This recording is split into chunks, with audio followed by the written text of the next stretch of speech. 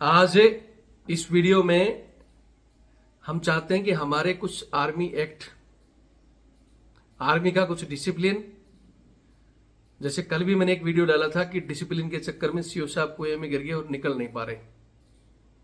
उसी तरह मैंने 2 दिन पहले एक वीडियो डाला था कि हमारे जवान जिसकी बच्ची बीमार है, हॉस्पिटल में एडमिट है, उनकी वाइफ लगातार सीओ साहब को, उनकी मैडम को, अपने दूसरे सीओ को, सबको फोन कर रही है और उनकी छुट्टी नहीं बन रही है। हालांकि मैंने उनका वीडियो डाला, वो वीडियो मैंने उनके सीओ साहब के पास भेजा और उनकी छुट्टी सैंक्शन हो गई, छुट्टी बना दी गई। लेकिन छुट्टी बनने के बाद में भी जवान नहीं जा पा रहा। क्यों? वही कहानी, जैसे सीओ साहब कुएं में गिरे और बाहर निकाले रस्से से तो सलूट वाला सिस्टम आड़े आए, मतलब जूनियर खींचे तो जूनियर सलूट मारे तो वापिस, और सीनियर खींचे तो सीओ साहब सलूट मारे तो खड्डे में। ये ड्रिल, ये डिसिप्लिन की वजह से सीओ साहब नहीं निकल पा रहे, और वही कुछ हमारे सिस्टम की छोटी कमियों से जवान जिसकी छुट्टी सैंक्शन हो गई, 3 दिन पहले मैंने वीडियो डाला था उसका, उनके सीओ को भेजा और उनको समझाया कि आज हमारी सेना 21वीं सदी में है। आपने ठीक है एप्लीकेशन भेज दी कि भाई एप्लीकेशन जाएगी, क्योंकि इनकी कोर्ट ऑफ इंक्वायरी चल रही है, एप्लीकेशन जाएगी ड्यू में, फिर उसके बाद जेओसी साइन करेंगे, फिर इनके जेओसी यानी 2 जेओसी साइन करेंगे तो ये छुट्टी जाएगा। लेकिन मैंने कहा कि सीओ साहब आपके पास पावर है और फोन है, आप चाहो तो 1 घंटे में छुट्टी बन सकती है, और यही किसी अधिकारी के उसमें हो तो 1 घंटे में अगर इनके माँ बाप, इनके कुत्ते तक बीमार हो जाएंगे तो जवानों तक की लाइन लग जाती है और तुरंत फोन हो जाते हैं। जब अपने वेलफेयर के होते हैं तो जवान के लिए क्यों नहीं? बहुत से लोगों ने अच्छे कमेंट्स भी किए हैं, कुछ ऐसे हैं जो हमारी टैंक खिंचाई करते हैं, नहीं बन सकती छुट्टी, कोर्ट ऑफ इंक्वायरी है, तुम फौज को अलग चलाओगे क्या? मैंने चलाया और छुट्टी बनवा कर दिखाई, लेकिन फिर हमारे ही कुछ लोग छुट्टी क्यों दोबारा रुक गई, वो आज इस वीडियो में बताना चाहता हूं। आर्मी एक्ट के अलावा चाहे वो हमारा सिविल का, पहले आईपीसी थी, अब चाहे हमारा बीएनएस बन गया, उन सब में भी हर एक कानून के अंदर एक लाइन लिखी हुई है।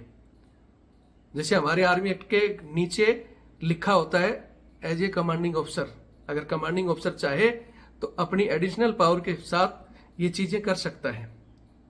उसी तरह सिविल में भी जज के लिए लिखा हुआ है, जो अगर जज का अपना विवेक से इस चीज को कुछ भी कर सकता है। उसी तरह हमारे कर्नल साहब को भी एक जज की वो मिली हुई है पावर वहां, तो उस पावर का इस्तेमाल करके सीओ साहब ने तो अपना काम कर दिया।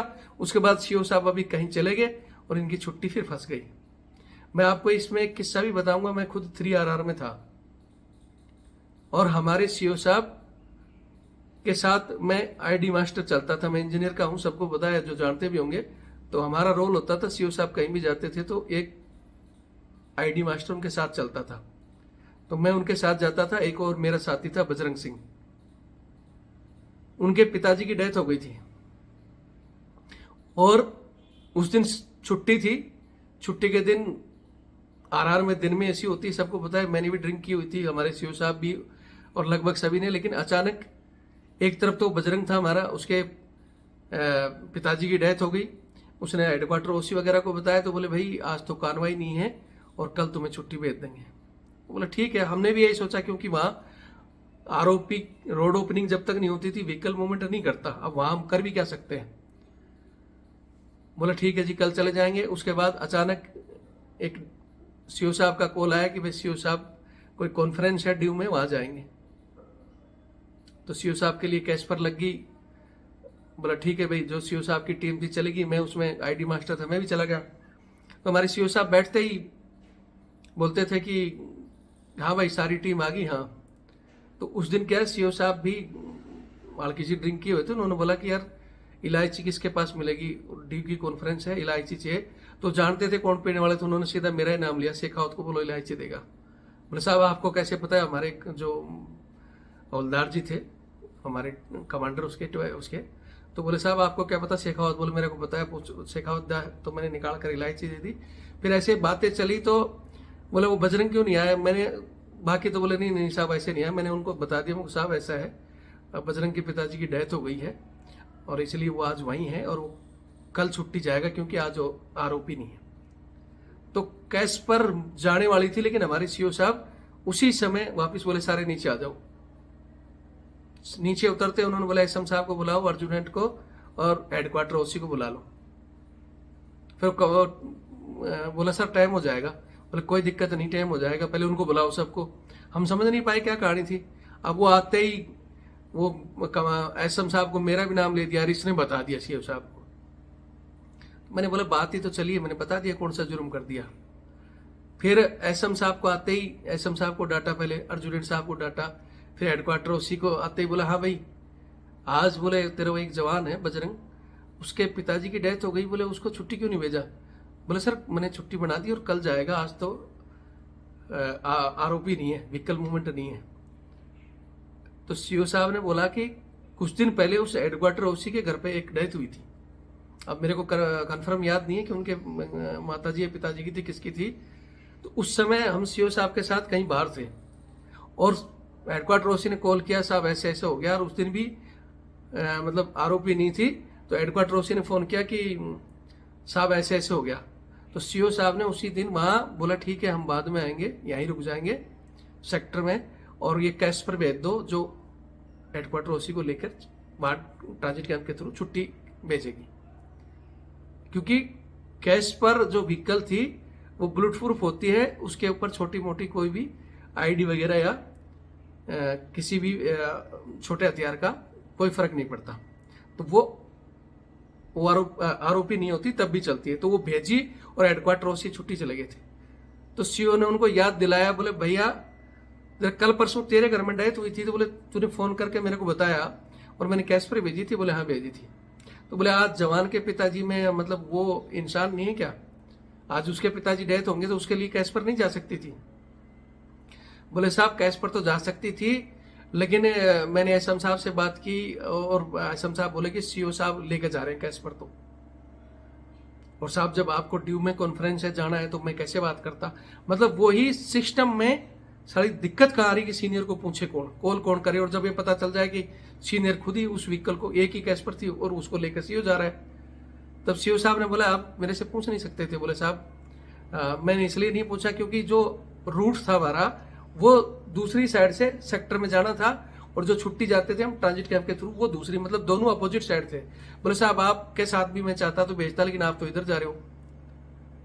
बोले मेरे लिए मेरा जवान जो इतने देर मेरे साथ चल रहा है वो मेरे लिए जरूरी है। बोले साहब मैं थोड़ी देर लेट पहुंच जाऊंगा वहां, कोई बात नहीं, 2 बातें सुन लूंगा वहां सेक्टर कमांडर की, या मैं उनको बता दूंगा स्थिति तो वो भी समझेंगे। अब भी के अब भी बजरंग को बुलाओ। और उसी समय बजरंग को बुलाया गया और कैस्पर में बैठा के सीओ साहब ने अपना रूट चेंज किया और हमने उनको ट्रांजिट कैंप खन्नावाला में छोड़ा। और वहां से बोला कि यहाँ नहीं मिलती है तो इसको श्रीनगर छोड़ेगी कैस्पर, मैं कहीं दूसरे उसमें चला जाऊंगा। हालांकि फिर वहां से किसी यूनिट के कैस्पर में उनको भेजकर और उसी दिन वो छुट्टी पहुंचे। तो आज इसको पूरी कहानी को बता रहे हैं। सीओ साहब और टीम चाहे तो छुट्टी भेज सकती है, छोटी मोटी चीजों को एडजस्ट किया जा सकता है, नहीं तो वही सीओ साहब जैसे खड्डे में नहीं निकल रहे वो कहानी, और ये जवान छुट्टी नहीं जा पा रहा ये कहानी। आज इस कहानी का विश्लेषण कर रहे हैं, पूरा देखकर कमेंट जरूर करें। मेरा मकसद यही है कि ऐसी स्थिति में नियम तोड़े जाते हैं, और नियम तोड़ोगे तो ये जो छोटी छोटी चीजें सेना के ऊपर, कल भी आज सुबह में एक महाशय ने लिख रहा था कि सेना का जो कल एक मैडम ने वीडियो बनाया, फिर मैंने भी उसके ऊपर अपना ओपिनियन दिया, तो उसमें लिख रहे थे कि ऐसा ओपिनियन नहीं देना चाहिए सेना की छवि के ऊपर। जब कोई जवान मार खा रहा है तो सेना की छवि नहीं गिर रही है। जब किसी जवान की बच्ची बीमार है उसकी छुट्टी नहीं बन रही है, एक बच्चा पहले खत्म हो चुका है, वहां बच्चा मर जाए लेकिन छवि नहीं गिरनी चाहिए, कहीं छवि नहीं गिर सकती। ये चीजें सुधार के लिए ही होती हैं, इसीलिए चैनल बनाया गया है, सेना की छवि गिराने के लिए नहीं है। मैंने कभी भी अपने वीडियो में कहीं भी नहीं कहा कि हमारी सेना खराब है या हमारी एयरफोर्स या हमारी नेवी या हमारी पैरामिलिट्री फोर्स, नहीं। हाँ, इस सिस्टम में बैठे कुछ गधे जो पता नहीं बोलते ना कि अल्लाह मेहरबान तो गधा पहलवान, तो मेहरबानी से अधिकारी बन गए जैक से या चेक से, ना उनको नॉलेज है और ना ही उनकी मानसिक दशा ऐसी है, वो बस अपना पेट भरना, अपनी तिजोरी भरना, अपना रैंक और अपना प्रमोशन, फिर बाद में जाके एमपीएम मिले। मतलब वो स्वार्थी लोग जो सेना अधिकारी नहीं हो सकते। सेना में वही रॉयल्टी वाला बोलते हैं, फिर वही कल जय हिंद, जय भारत, वंदे मातरम। मैं रविंद्र फौजी। साथियों, आज से ठीक 2-3 दिन पहले मैंने एक वीडियो बनाया था और वो वीडियो था कि एक जवान जिसकी एक बच्ची हॉस्पिटल में एडमिट है और उसकी वाइफ लगातार यूनिट में कॉल कर रही है कि भाई मेरे हस्बैंड को छुट्टी दे दी जाए, लेकिन उनको छुट्टी नहीं दी जा रही थी। हालांकि मैंने उस वीडियो में बताया था कि छुट्टी नहीं मिलने का एक कारण था कि उस जवान की कोर्ट ऑफ इंक्वायरी चल रही थी, लेकिन कोर्ट ऑफ इंक्वायरी 3 बार हुई है और तीसरी बार भी कोर्ट ऑफ इंक्वायरी क्लियर हो चुकी है। अभी उसका डिसीजन पेंडिंग है। इसलिए उनके जो सीओ साहब हैं, मतलब वो अपनी यूनिट से कहीं दूसरी जगह अटैच हैं और वहां जो सीओ साहब हैं वो कहते हैं कि भाई मेरे हाथ में नहीं है, मैंने एप्लीकेशन जीओसी साहब के पास भेज दी है और फिर इस जीओसी साहब के पास सैंक्शन होगी, फिर उसके बाद में जो इसकी यूनिट है वो दूसरे जीओसी साहब के अंडर में है, वो जीओसी साहब सैंक्शन करेंगे तब तुम्हारी छुट्टी बनेगी। इस तरह का वीडियो जिसमें मैंने लगभग 15 से 20 मिनट में पूरा वीडियो समझाया है। लेकिन सबसे बड़ी दिक्कत आती है कि ऐसे वीडियो को हमारे कुछ मास है वीडियो देखकर इस तरह का कमेंट्स करते हैं, क्योंकि वो पूरा वीडियो देखते नहीं, फिर उसमें अलग अलग ज्ञान करेंगे कि कोर्ट ऑफ इंक्वायरी चल रही है, छुट्टी कैसे मिलेगी, तुम्हें क्या पता, फलाना ढिकड़ा। तो सबसे पहले तो बता देता हूं, जैसे ही मैंने वो वीडियो डाला था, क्योंकि हमारा प्रोसीजर होता है कि वीडियो बनाएंगे पहले बगैर नाम लिए। हम नहीं चाहते कि किसी रेजिमेंट का या उस सीओ साहब का या जिस जेओसी साहब में वो कमांड में काम कर रहे हो उन सब का नाम उजागर करें, इसलिए बगैर नाम लिए हम वीडियो बनाते हैं। वीडियो पब्लिक में जाता है, उसके बाद वो वीडियो मैंने उठाकर उनके सीओ साहब को भेज दिया था। और आपको बता दूं कि जैसे ही वो सीओ साहब के पास भेजा था, मैंने सुबह वो वीडियो बनाकर भेजा था और शाम को उस जवान की छुट्टी सैंक्शन हो गई थी। तो आज एक बार मैं फिर बताना चाहता हूं, छुट्टी सैंक्शन हो गई, लेकिन अभी तक वो बंदा छुट्टी नहीं गया है। अभी भी अड़चनें पैदा हो रही है और वो अड़चनें पैदा कौन करते हैं? जैसे हमारे चैनल पर भी जिनको या तो नॉलेज नहीं है या ऐसे लोग हैं जो अफसर को भगवान माने बैठे हैं, या जैसे मैंने कल भी एक वीडियो डाला है ना इसमें कि एक सीओ साहब कुएं में गिर जाते हैं और जब उनकी पूरी बटालियन टूआईसी सारे कंपनी कमांडर जब खींचते हैं सीओ साहब को रस्से से और सीओ साहब ऊपर आते हैं तो सारे सलूट मारते हैं और रस्सा छोड़ते ही सीओ साहब डाउन वापिस कुएं में। और फिर बोला कि भाई अब क्या करें, हम खींचेंगे, सलूट मारना पड़ेगा। मतलब वो फौज की जो ड्रिल और डिसिप्लिन के नाम पर सीओ साहब बाहर नहीं आ रहे थे, उसी तरह ये जवान भी फौज की ड्रिल और डिसिप्लिन के कारण छुट्टी सैंक्शन होने के बाद वे भी छुट्टी नहीं जा पा रहा है। तो मैं चाहता हूं कि जब भी कोई मां से कमेंट्स करता है, जिस तरह हम वीडियो बनाने के लिए आजाद है, हमारी फ्रीडम ऑफ स्पीच के तहत हम कुछ भी बोल सकते हैं, वैसे आपको भी कमेंट्स करने की छूट है। हालांकि ये मेरा चैनल है, मैं चाहूं जब किसी का भी कमेंट्स को मैं ब्लॉक कर सकता हूं, लेकिन मैं नहीं करता हूं। आप सबको जब मैं अपने आप को आजाद समझता हूं तो मैंने सबको खुला, कुछ भी आप लिखो, आजाद हो, बस उसमें थोड़ा सा तरीका सा ही लिखो और कम से कम लिखने से पहले एक बार वीडियो को पूरा देख लो। क्यों उसमें महाशय ने लिख दिया कोर्ट ऑफ इंक्वायरी तो छुट्टी कैसे मिलेगी, एप्लीकेशन तो जाएगी, जब जेओसी साहब के बगैर सीओ कैसे कर देगा। तो मैंने उसमें वीडियो में बताया था कि ये जमाना बीते बरसों हो चुके हैं। जो एप्लीकेशन चिट्ठियां जाती थी फिर सैंक्शन होकर आती थी, तो ये जमाना था 1947, 1950, फिर उसके बाद में 60, 2000 तक पहुंचे, 2020, आज हम 21वीं सदी में घुस रहे हैं और अपने आप को टॉप 10 की गिनतियों में लाते हैं कि हमारी सेना बहुत टेक्नोलॉजी में भी हाई हो रही है और ताकत में भी। लेकिन उसके बावजूद भी जो कुछ एक घटिया रूल है, मैंने उसमें कहा था कि आज के दिन में आपके पास फोन है, अगर आप चाहो तो 1 घंटे में सारी कनेक्शन हो सकते हैं। और कनेक्शन हुआ और सीओ साहब ने उसी टाइम छुट्टी सैंक्शन कर दी, लेकिन फिर भी जवान नहीं गया।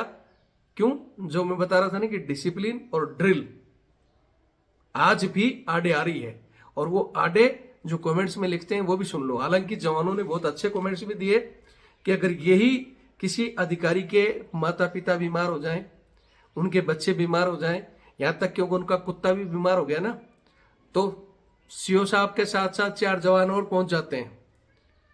अगर यूनिट में होंगे तो वहां भी, और अगर कहीं बाहर भी होंगे तो वहां भी 4 जवान उनकी सेवा और तेल मालिश के लिए चले जाते हैं। लेकिन जवान का खुद का बच्ची, इनके 2 बच्चे थे, एक बच्चा पहले ही इनका डेथ हो चुका है, अब एक बच्चा बचा हुआ है। 17 साल के लगभग इनकी सर्विस कंप्लीट हो चुकी है। अब ये देश सेवा करेंगे, अगर वो भी चला गया तो क्या इनको, इनके पीछे परिवारों की जिम्मेवारी इनकी नहीं है? क्या सैनिक कोई रोबोट है कि उसका कोई परिवार नहीं है या उसको ना देखे वो? कोर्ट ऑफ इंक्वायरी भी चलती है, आपको पता है सिविल में भी बहुत से ट्रायल होते हैं, केस चलते हैं, पता नहीं किस किस चीज के चलते हैं, वहां भी लोगों को तुरंत जमानत मिलती है, जिसको हम बोलते हैं ना कि जमानत पर रिहा है या कोर्ट ने कह दिया। जब तक पनिशमेंट नहीं मिलती है वो बाहर ही घूमता रहता है जब तक फैसला नहीं आता है। क्या वो केस चलते हुए जेल में सड़ता रहेगा? जबकि नॉर्मल जुर्म हो तो। और बहुत सी चीजों में, अगर अपराध में भी बंदा जेल में सिविल में जैसे काट रहा होता है, वहां से भी पैरोल दी जाती है ऐसे कुछ केसों में। उसी तरह आर्मी एक्ट के अंदर भी प्रावधान बने हुए हैं। अगर आपकी कोर्ट ऑफ इंक्वायरी चल रही है, कोई सीरियस मैटर है कि क्या मैटर है, किस मैटर में आपको कितना रोक सकते हैं, और उन सब मैटरों के ऊपर अगर कंडीशन बार क्रिटिकल है, कोई आपका ब्लड रिलेशन में, बच्ची ब्लड रिलेशन में आती है, अरे तुम माँ बाप तो, क्योंकि अफसरों के लिए तो जवानों के माँ बापों की कोई परवाह ही नहीं है। बहुत से तो अपने माँ बाप की नहीं करते, लेकिन कुछ हैं जो अपने माँ बाप की, जवानों के माँ बाप की, बच्चों की भी परवाह करते हैं। तो उनके लिए बच्ची, वाइफ, ये तो ब्लड रिलेशन में आते हैं। अगर वो बीमार है तो किसी भी स्थिति में छुट्टी बननी चाहिए, और जबकि छुट्टी बची हुई भी है। लेकिन यहां अब स्थिति, उंगली करने वाले ना तो वीडियो देखेंगे ना कानून को पढ़ेंगे कि आर्मी एक्ट में क्या है। या तो कमेंट्स करने से पहले आप भी आर्मी एक्ट 1915 को स्टडी कर लो। कुछ चीजें ऐसी होती हैं जहां कानून से हटकर भी काम करना पड़ता है, और उसको बोलते हैं इंसानियत। और वो इंसानियत कौन पैदा करता है? ये चैनल से जुड़े 8 लाख लोग। जब ये पब्लिक में चीजें जाती है ना, हम भी अगर सीधा बात करेंगे तो सीधे मुंह से बात नहीं करते। बहुत से अच्छे लोग हैं जो, जिनकी हमने ऐसी स्थिति में एक कॉल पर भी छुट्टी बनवाई है, और अगले ने भी बनाई है। कई बार जब कानून आड़े आ जाते हैं तो फिर ये पब्लिक होती है। पब्लिक में जब चीजें जाती है तो सारे कानून जो कोर्ट में बैठे बैठे सुप्रीम कोर्ट के जज का भी कलम पब्लिक के उसमें कानून के तहत बदल जाती है। तो ऐसे ही इंसानियत के तौर पर छुट्टी बढ़ती है, और मैंने वो वीडियो डाला था और छुट्टी सैंक्शन भी हो गई थी। मैं फिर कह रहा हूं कि जैसे वो जूनियर सीओ साहब को खींचते थे तो जूनियर सलूट मारने पर सीओ कुएं में, उसके बाद मीटिंग बैठी कि भाई सीओ से बड़े अधिकारी लेवल के लाओ, तो वो ब्रिगेड कमांडर, जनरल, कर्नल सारे बड़े बड़े आगे वो खींचे तो सीओ साहब सलूट मार दे कुएं में। तो मैंने कल भी कहा था कि अगर इस कहानी को, कल वो वीडियो बहुत से लोगों ने पूरा देखा ही नहीं होगा, इसलिए उसी हिसाब से कमेंट्स कर रहे थे। लेकिन मैंने अंत में कहा था कि अगर इसका कोई तरीका बता दो तो उसको मैं 1000 रुपये इनाम दूंगा। मैंने बहुत से कमेंट्स पढ़े, लेकिन कोई भी अभी फाइनली तरीका नहीं बता पाया। बहुत से लिख रहे हैं ये कर लो, वो कर लो। क्यों कर लो? जेसीबी से निकला लो, किसी ने लिखा, किसी ने क्रेन से निकला लो, किसी ने सिविलियन को बुला लो। ये सब कमेंट्स के अलावा क्या हम आज के युग में अगर किसी चीज की अच्छाई के लिए सीओ साहब को निकाल रहे हैं तो क्या 1 सेकंड के लिए सलूट रुक नहीं सकता? क्रेन बुलाना ही जरूरी है, सिविलियन को बुलाना ही जरूरी है? क्या कोई ये नहीं लिख सकता कि ठीक है, ऐसे समय में जब बाहर हमारे जवान मार खा रहे हैं, साहब वर्दी में पहरे हुए जवान के साथ धक्का मुक्की हो रही है, मेजर साहब तक पिट चुके हैं, ब्रिगेडियर साहब की कोई वैल्यू नहीं, सीओ साहब तक मार खा रहे हैं, और उसके ऊपर हम सिर्फ अपना डिसिप्लिन और यही रखेंगे? क्या जरूरत नहीं है हमारे को डिसिप्लिन तोड़ने की? आपको याद होगा 84 में इंदिरा गांधी जी ने एक बार आंदोलन को चलने के लिए बिहार में आर्मी कमांडर को कहा था कि भाई आर्मी को भेजो, और आर्मी कमांडर ने मना कर दिया था, क्योंकि वो दम रखते थे अफसर कि इस तरह हम आपके राजनीतिक हस्तक्षेप के कारण पब्लिक पर प्रहार नहीं करेंगे। नहीं तो वो भी कह देते कि हमें तो आदेश मिल गया और अब बस कुछ भी करेंगे, और लिखा भी हुआ है आर्मी के अंदर। कि जो भी आपको आदेश मिलेगा आप हवा पानी आग में आंख बंद करके भर दोगे। लेकिन अपना विवेक जहां हर जगह लिखा हुआ है एज ए कमांडिंग ऑफिसर, वो चाहे तो उस अनुसार हर फैसले के नीचे लाइन लिखी हुई है, चाहे वो सिविल हो, सिविल में जज के लिए और फौज में कमांडिंग ऑफिसर के लिए, जिनको खुद एक जज की वो मिली हुई है। उसी तरह मैंने सीओ साहब को उस कहानी में पूरे 20 मिनट में ये समझाया था कि आज के युग में ठीक है आपने एप्लीकेशन भेज दी, क्योंकि उनका जो छुट्टी का तरीका है पहले सीओ सैंक्शन करेगा, फिर उसकी बटालियन के सीओ सैंक्शन करेंगे, फिर उनके जीओसी, वो जीओसी इस तरह सैंक्शन होकर फिर जवान की छुट्टी आएगी। लेकिन वो प्रक्रिया लंबी चलती है और ऐसी स्पेशल उसमें सीओ साहब अपनी स्पेशल पावर का इस्तेमाल करके छुट्टी बना सकते हैं और उस वीडियो के बाद तुरंत छुट्टी बनी। लेकिन अड़चन क्या आई कि उन्होंने छुट्टी 7 दिन बनाई। वो मेरे पास भी लीव स्लिप आई हुई है उनकी कि सर, फिर मेरे को बताया गया जवान के द्वारा और उनकी फैमिली के द्वारा कि 7 ही दिन की छुट्टी बनाई गई है। कैसे तो मैं वहां से जाऊंगा आऊंगा, मेरे तो 4 दिन जाने आने में हो जाएगा। हालांकि मैंने उस समय जवान को कहा था कि आप इंटरव्यू में ये चीजें बताना कि मेरी छुट्टी बढ़ाओ सर, और बाकी कुछ मत करना और छुट्टी निकल जाओ। लेकिन यहां कई बार जवान भी गलती कर जाता है। मेरे बताने के बावजूद उन्होंने एप्लीकेशन दे दी, उन्होंने कहा कि छुट्टी अगर बढ़ानी है तो एप्लीकेशन दे दो। अब उसने एप्लीकेशन दे दी, एप्लीकेशन देते ही हालांकि सीओ साहब ने फिर भी इंसानियत रखते हुए कि ठीक है इसकी 10 दिन कर देंगे, बोला ठीक है, लेकिन वो सैंक्शन नहीं हो पाई और सीओ साहब वहां से कहीं निकल गए। अब जवान ने को बताया गया कि हाँ सीओ साहब ने कह दिया है कि 10 दिन कर देंगे, और अगर ज्यादा कहे तो भाई महीने की छुट्टी सैंक्शन के लिए गई हुई है, फिर हम बाद में बात करेंगे। मैंने फिर कहा जवान को कि चुपचाप निकल लो, तो जवान बोला सर निकल लूंगा। लेकिन वो नीचे वालों ने एप्लीकेशन पकड़कर बैठ गए, और जब ये गया कि भाई ठीक है मेरा रिजर्वेशन करवा लो, मेरे को जाना है तो छुट्टी सैंक्शन होगी, तो बोले हाँ ठीक है करवा लो। अब बोले इनको रिजर्वेशन कौन करवाए, वारंट कौन दे, या इसकी चीजें कौन देगा, तो वो जहां अटैच है बोले अपनी यूनिट से पूछो। यूनिट में इनको फोन किया, अपसेंटिंग वहां भी सीओ कहीं गए हुए हैं, अपसेंटिंग सीओ साहब ने बोल दिया कि लिखित में चाहिए, वहां से सीओ साहब के साइन करके भिजवाओ। इधर हेड साहब को बताया, बोले सीओ साहब तो बाहर गए, आएंगे जब। अब सीओ साहब कब आएंगे, क्योंकि जवान की जो छुट्टी सैंक्शन है सीओ साहब बाहर हैं। हेड साहब ने, या नीचे का जो तबका होता है ना, हालांकि हेड साहब ने इसकी छुट्टी 10 दिन की बात भी कर ली थी और वो बोल रहे 10 दिन में बढ़ा दूंगा, लेकिन अब हेड साहब बोल रहे हैं कि वो जो रिजर्वेशन का काम है वो आपकी यूनिट करेगी। यूनिट ने बोला ठीक है हम करेंगे, लेकिन हमें सैंक्शन लेटर भिजवाओ। अब यहां हेड साहब ने बोला कि भाई सीओ साहब बाहर हैं। जवान ने कहा कि भाई सीओ साहब से बात कर लो, तो हेड साहब बोले भाई मैं बात क्यों करूं। तो यहां कहीं जगह आकर हमारी सेना में इस तरह लोग मतलब डिसिप्लिन और उसके नाम पे कि भाई मैं डायरेक्ट बात क्यों करूं, क्योंकि मेरे को बोल देंगे आपने चैनल क्यों तोड़ा, ऐसी क्या इमरजेंसी थी, क्योंकि जवानी की तो छुट्टी थी, जवानी की तो छुट्टी थी, चैनल कौन तोड़े। एसएम साहब सबको बता दिया, बोले नहीं है भाई हम बात नहीं कर सकते।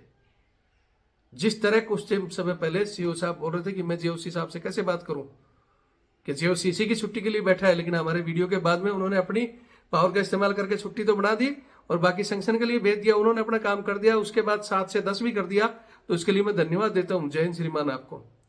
लेकिन अब आपके नीचे बैठा वही बात वहीं आ गई ना कि रूल में फंस गया, और अब कोई सीओ साहब से बात नहीं कर रहा कि भाई इसकी यूनिट में भेज दें। और यूनिट वाले भी ये कह रहे हैं कि हम बात नहीं करेंगे, कागज सैंक्शन करवा कर लिया हो। 8 किलोमीटर में दोनों यूनिटें बैठी हुई हैं। उसके बाद में सीओ साहब तो भी बाहर चले गए, जवान का फोन सीओ साहब उठा नहीं रहे। ये भी एक बड़ी विडंबना है, दूसरे कोई कर नहीं रहा। मैंने मेरा काम करके मैंने सीओ साहब के पास जो भेजना था भेज ही दिया था, और उसके उस आधार पर उन्होंने अपना छुट्टी बना दिया था। तो वही बात होगी कि सीओ साहब चाहे तो कोई से बाहर आ जाए, लेकिन वो सैल्यूट वाला सिस्टम आड़े आ रहा है और यहां वो फोन वाला सिस्टम आड़े आ रहा है। जब हम किसी भी अधिकारी को, मैंने अपने ये जब से मैं चैनल चला रहा हूं 2-4-5 साल से, मैंने पता नहीं कब कितने ही सीओ साहब को, ब्रिगेडियर साहब को, यहां तक कि मेजर जनरल, लेफ्टिनेंट जनरल साहब तक को कॉल किया है। और 2017 में जब मैंने अपना ये सहायक प्रथा के लिए धरना दिया था, विपिन रावत जी तक का मेरे पास नंबर था, उनके पीए का नंबर था, वहां तक भी बात करता था। बात करने में कोई किसी को खाता नहीं है, हाँ या ना ही तो बोलेगा वो। अब अगर वो बात भी कर रहे होंगे, हाँ ना भी बोल रहे हैं, तो बताते नहीं कि बताना भी मत, ये भी सिस्टम होता है। लेकिन हमारे से जब बात हो जाती है तो प्रॉपर वो रिकॉर्ड भी होती है। काम हो जाता है तो मैंने बहुत सी ऐसी चीजें हैं, किसी का बोलते वीडियो नहीं डाले, फलाना नहीं डालता हूँ मैं, लेकिन जहाँ काम नहीं होता है तो फिर उसको फिर हम दूसरा तरीका भी है, फिर कहते हैं वीडियो उठाओ काम कर देंगे।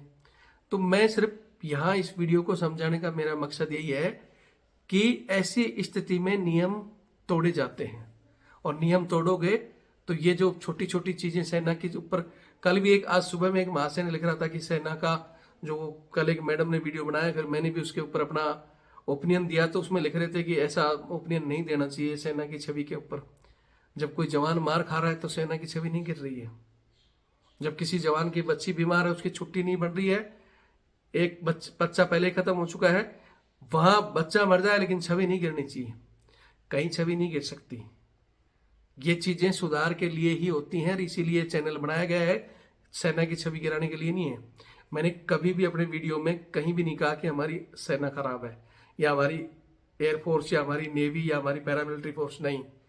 हाँ, इस सिस्टम में बैठे कुछ गधे जो पता नहीं, बोलते ना कि अल्लाह मेहरबान तो गधा पहलवान, तो मेहरबानी से अधिकारी बन गए, जैक से या चेक से। ना उनको नॉलेज है और ना ही उनकी मानसिक दशा ऐसी है, वो बस अपना पेट भरना, अपनी तिजोरी भरना, अपना रैंक और अपना प्रमोशन, फिर बाद में जाके एमपीएम मिले। मतलब वो स्वार्थी लोग जो सेना अधिकारी नहीं हो सकते। सेना में वही रॉयल्टी वाला बोलते हैं, फिर वही कल खानदानी वाली बात आ जाएगी, फिर इसमें भी लोगों को चुभन हो जाती है। अरे रॉयल्टी और खानदानी किसी के ब्लड में हो सकती है, जाति के हिसाब से नहीं होती वो, ठीक है। वो रॉयल्टी होगी, उसके अंदर राजा का सा दिल होगा, तो अपनी फौज के लिए, अपनी जवानों के लिए पहले मरने के लिए तैयार होगा, पहले गोली खाएगा। हमारा सीओ, मैं वो फिर वीडियो लंबा हो जाता है, 3RR में मैं था, और 3RR में मेरे सीओ साहब थे। वो जब भी हम उनको रोकते थे, मैं उनके साथ इंजीनियर का होने के नाते आईडी मास्टर के तौर पर चलता था, आईडी लेकर। तो हम आईडी मास्टर के, मैं था, एक मेरे को याद है हमारे बजरंग सिंह थे, और एक हमारे हवलदार जी त्रिलोक साहब, तो अलग अलग हम जाते थे। तो ज्यादातर या तो बजरंग जाता था या मैं जाता था, हवलदार जी जब कभी जरूरत पड़ती थी तो ही जाते थे। तो एक दिन क्या, वहां बजरंग सिंह थे जो हमारे साथी, उनके पिताजी की डेथ हो जाती है, और वहां क्या छुट्टी का सिस्टम, छुट्टी तो नहीं रुकती थी उस समय, सीओ साहब के खुले आदेश थे, लेकिन उस दिन कार्रवाई नहीं थी। क्यों? पहले कार्रवाई जब ही चलती थी जब आरोपी हो जाती थी, रोड ओपनिंग हो जाती थी, तब कार्रवाई निकलती थी। तो उस दिन सीओ साहब को कहीं निकलना था, अर्जेंट कोई ड्यू में मीटिंग थी। बाकी ये 3RR की जो स्टोरी थी मैं फर्स्ट में डाल चुका हूं, कि पहले मैंने बाद में ये कहानी बनाई थी, और फिर वो जवान छुट्टी भी गया था, तो वो आपने फर्स्ट में सुन ली होगी पूरी कहानी। आज की आज जाएगा, फिर वो बंदा उसी दिन घर पहुंचा। तो एक वो सीओ हैं जो जवान के लिए साहब मीटिंग भी छोड़ दी, पहले उसके लिए रास्ता भी बदल दिया, ऐसे भी सीओ हैं। तो यहां भी रास्ते बहुत हैं, चाहे तो वो हेड साहब भी बात कर सकते थे, चाहे तो वो एसएम साहब भी बात कर सकते थे। उनके जो अपसेंटिंग सीओ की ड्यूटी को अभी मेजर साहब कर रहे हैं, चाहे तो वो जब बात ही होगी तो सिर्फ हेड साहब के बताने से ही वह इसकी वो करवा सकते थे रिजर्वेशन। लेकिन वो ये फोन कौन करे? जब बात खुद के किसी के माँ बाप की आएगी, खुद के बच्चों की आएगी, यहां तक कि इनका कुत्ता भी बीमार हो जाएगा, तो ये कहीं के कहीं फोन लगा देते हैं। ये लगा देंगे, इनकी मैडम लगा देंगे, इनके बच्चे, और हमारे क्या है।